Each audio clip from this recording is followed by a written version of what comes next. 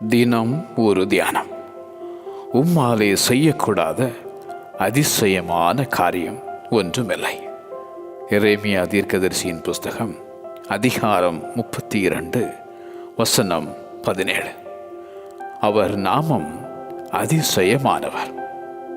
செங்கடலை இரண்டாக பிரித்த அதிசயமானவர். குருடரை காணச் செய்து செவிடரை கேட்க செய்த அதிசயமானவர். மரித்தோரை மறுபடியும் உயிர்ப்பித்த அதிசயமானவர். தண்ணீரை திராட்சரசமாய் மாற்றின அதிசயமானவர்.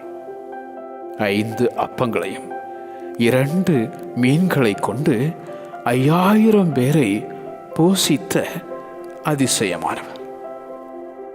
எண்ணி முடியாத அதிசயங்களை செய்கிறவர். ஒருவராய் பெரிய அதிசயங்களை செய்கிற தேவன். அவராலே செய்யக்கூடாத அதிசயமான காரியம் ஒன்றுமில்லை. அதிசயங்கள் செய்கிறவர் உன் அருகில் இருக்கிறார். அவராலே செய்யக்கூடாத அதிசயமான காரியம் ஒன்றுமில்லை. அவராலே செய்யக்கூடாத அதிசயமான காரியம் ஒன்றுமில்லை. ஆமென்.